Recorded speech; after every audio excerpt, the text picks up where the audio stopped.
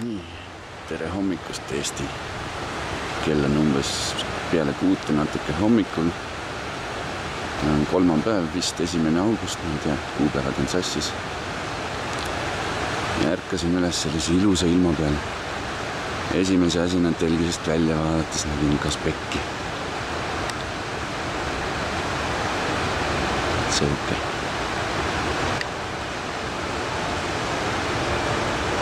Võrratu.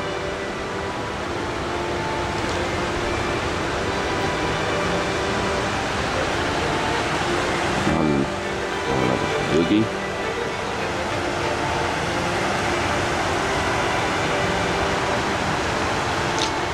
Päike on meil. Nii, inimesed on ärganud, esimesed, ja näinud ka seda ilusat mäge. Ja. Nii, mis siis arvamus on, kui sinna nüüd vaatad? Oleks oluline teada saada, et mis mägi see oli. Tahaksin ühe peal minna. Meil on mis ikka arvata. Paremat vaadet hommikul on raske vaadata. No sina oled näinud tunduvalt paremaid vaateid kindlasti. Ei, aga mis selle vaatab mida? Imeline. Ei, loomulikult. Selle vastu ma ei vaidlegi. Öösel poole kolmest midagi näha. Kuu oli läbi pildude näha, muidu oli täiesti inimesi vastik. Nüüd on kõik ära kaali. Peaks ilma 3 päeva. Ja Kaido? Telgiukse lahti tegi. Ütleme nii, et mäi on otse näha. Oleks nagu mäega pähe saada? Jah. Võrdes nagu see, et kui sitaks ikka eile õhtul ilma pööras ja öö läbi ikka suht nigel oli, et siin juba lörtsid ja möllud ja värgid särgid, siis hommikul oli ilus päikese passu ja mägi täiesti nagu postkaarni. Pilvede vahelt päästavad siis sellised tipud meile. Laagri pakkisime just kokku ja nüüd meil hakkab võidujooks uduga. Peame siit kiiresti jõgepidi üles jooksma ja sealt kuskilt jõe ületama, enne kui see udu sealt kaugelt laskub meie orgu. Et siis me oleme uduvangis ja ei saa siit kuskil. Et siis järgmise korrani.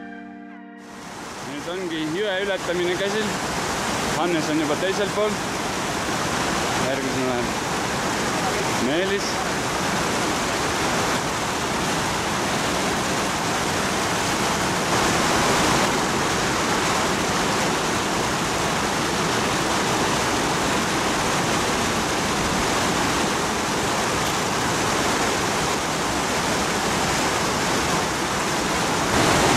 Nii, mina sain vahepeal juba teisele poole. Sealt on 2 tükki meie grupist veel tulemas.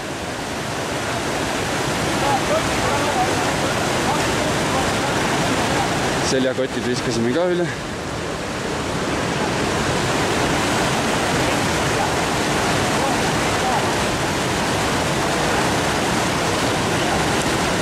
Kivid on mõnusalt märjad ja libedad loomulikult.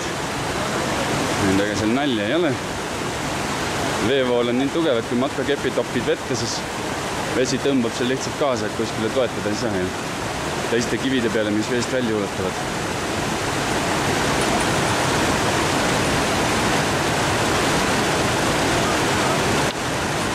Ja meie grupi viimane.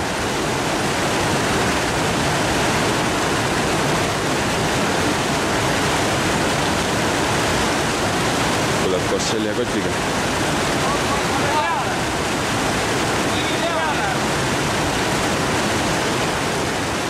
Sai üle. Sealt tuleb meie rahvas. Raada teeb sellise mõnusa käänaku. Sellises ilusa vaatega kohas. Natuke näeme isegi taevast. Kaspek forever. Kaspek forever. Selline ilus koht. Sinna edasi läheb rada siis.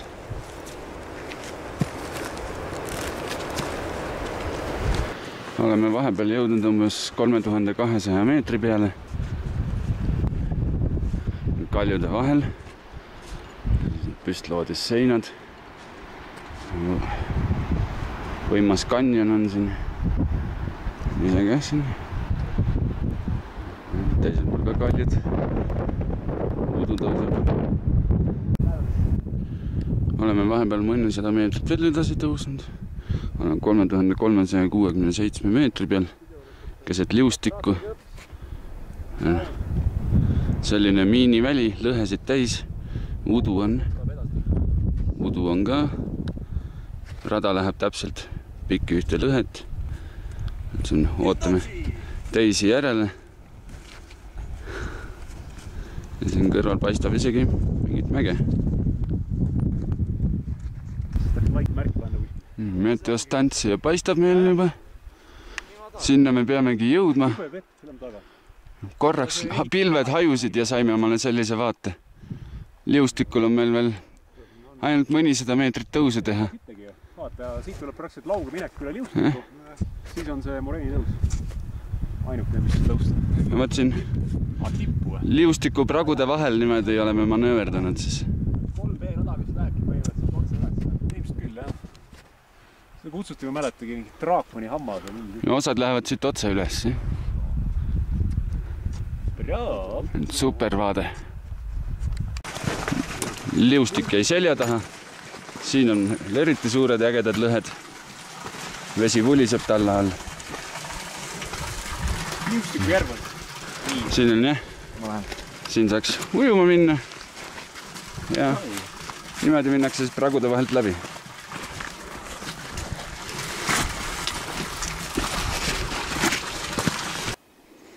Nüüd oleme siin 3600 meetri peal, peaaegu Meteostantsiasse jõudmas. Mõned ületavad seal liustikku, aga just tuli pilv peale, nii et neid enam ei näe. Siit tulime me just üles kiviklibu vahel. Aga siit filmi pealt ilmselt aru ei saa, kas ta on järsk või mitte, aga ikka piisavalt. Võtab täitsa võhmale, kui 30-kilone seljakott ka seljas on. Teisel pool liustikku on siis kaljud. Ja mingi umbes pool tundi tagasi kuulsime laviini hääli, nii kuskilt siit tuli sahmakas lund alla. Mõnes suunas paistab täiesti ilus taevas, kuu. Aga üldiselt on ilm üsna sombune siin mõnel pool. Ja siia... Võib-olla ikkagi selline ilm kui selline rõve tuul. Ne, vähemalt tuult ei ole. Ja sinna ülesse peame me siis välja jõudma ja seal ootab meid juba baaslaager. Ja jõudsimegi siia Meteostationi juurde baaslaagrisse. 3600 pluss meetrit. Teltka ikka jätkub. Ongi selline ametlik koht, kust siis kõik ööbivad ja puhkavad enne tipurünnakut.